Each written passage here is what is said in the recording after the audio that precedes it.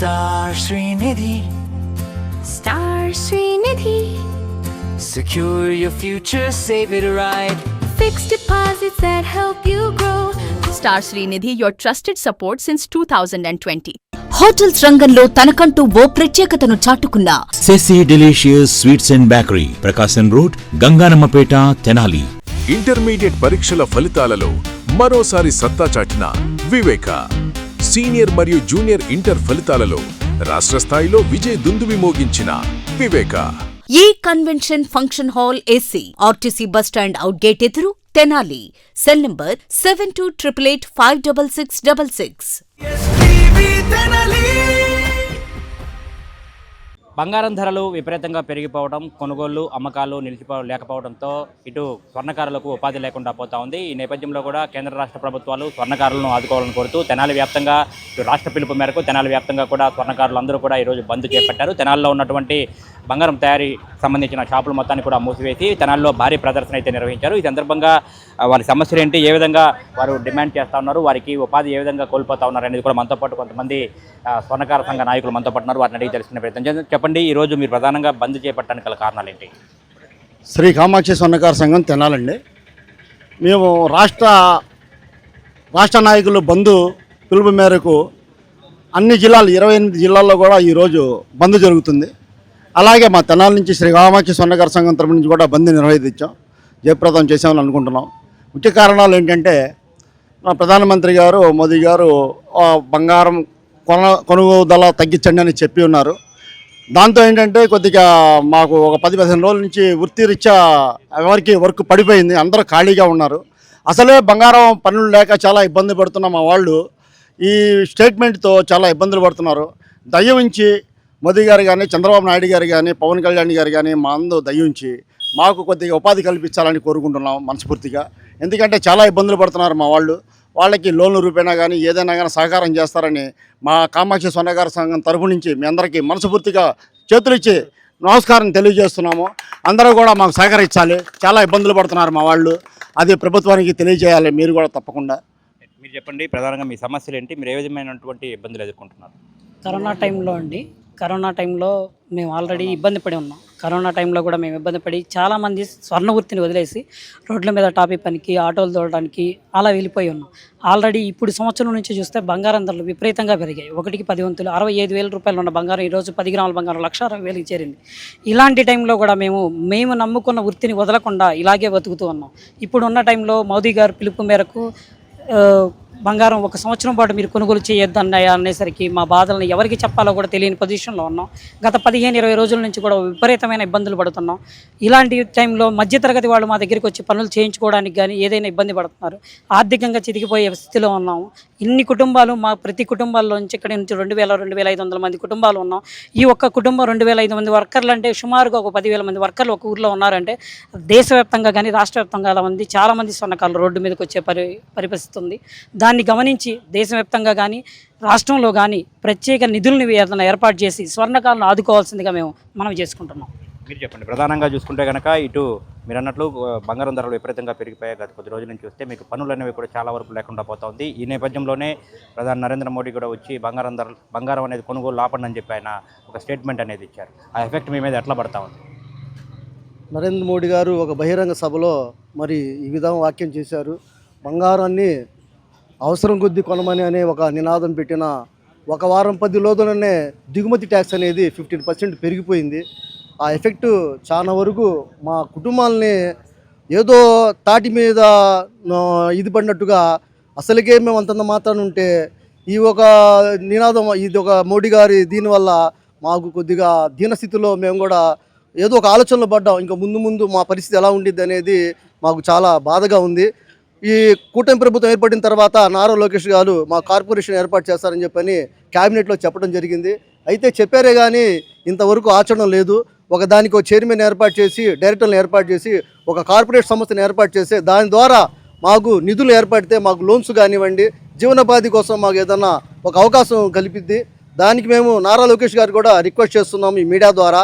Sir, మీరు కూడా మాకు కార్పొరేషన్ ఏర్పాటు చేస్తారని చెప్పి అన్నారు. మీరు మాట చెప్పారు కాబట్టి ఆ మాటను అనుసరించి మాకు అతి త్వరలో మీరు కూడా కార్పొరేషన్ ఏర్పాటు చేసి మా వంతు లోన్లు కానీ మా సహకారం కూటమి ప్రభుత్వం ద్వారా అందించాలి.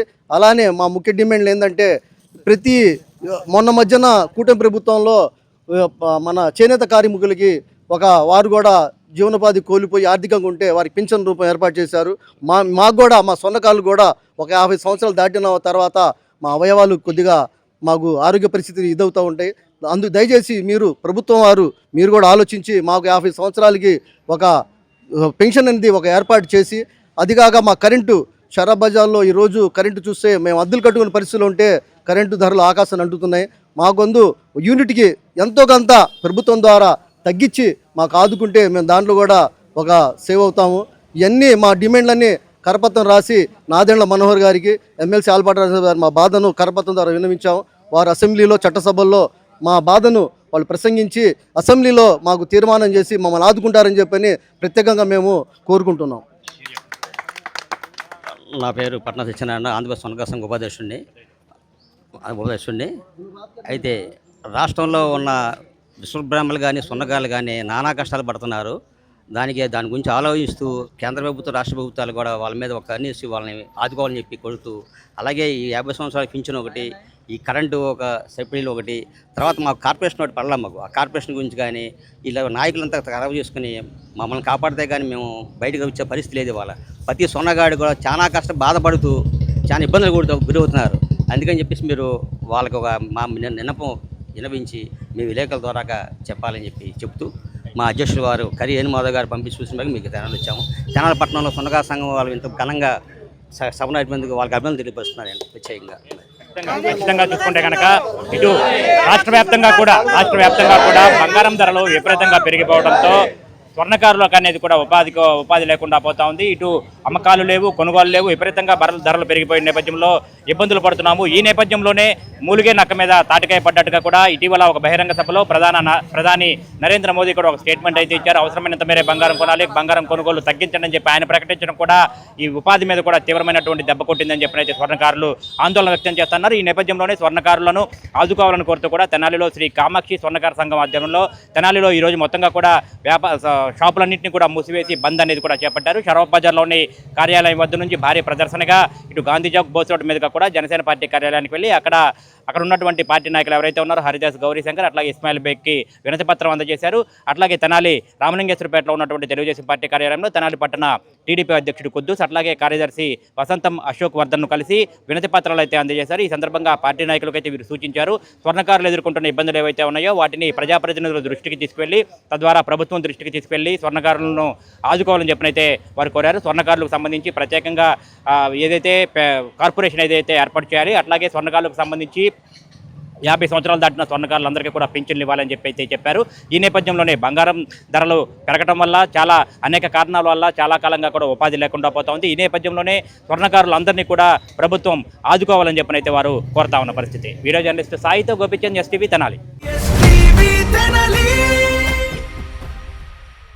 Star Srinidhi. Star Srinidhi. Secure your future, save it right. Fixed deposits that help you grow. Gold loans when you need cash flow. Easily replicate your gold loan. Buy and sell your gold. Star Srinidhi, your trusted support since 2020. Andhra Paris తెనాలిలో అధునాతన హంగులతో మీకు స్వాగతం పలుకుతోంది. ఈ convention weddings, receptions, engagements, కాన్ఫరెన్స్లు, seminars మరియు అన్ని రకాల ఫంక్షన్లకు అనువైన వేదిక. ఈ convention function hall AC, RTC bus stand out gate ఎదురు, తెనాలి. Cell number 7288566666. ఇంటర్మీడియట్ పరీక్షల ఫలితాలలో మరోసారి సత్తా చాటిన వివేక. సీనియర్ మరియు జూనియర్ ఇంటర్ ఫలితాలలో రాష్ట్ర స్థాయిలో విజయ దుందువి మోగించిన వివేక విద్యార్థిని కృష్ణప్రియ అనే అమ్మాయి 990 మార్క్స్ సాధించి వివేక కీర్తి పతాకాన్ని. హోటల్స్ రంగంలో తనకంటూ ఓ ప్రత్యేకతను చాటుకున్న సెసీ డెలీషియస్ ఇప్పుడు మీకు అందుబాటులో. సరికొత్త రుచులతో సెసీ delicious. South Indian, north Indian, Chinese, bakery, desserts and ice creams, ఇంకా ఎన్నెన్నో రుచికరమైన న్యూ వెరైటీ ఫుడ్ ఐటమ్స్. సెసీ delicious sweets and bakery, Prakasam road, Ganganammapeta, Tenali.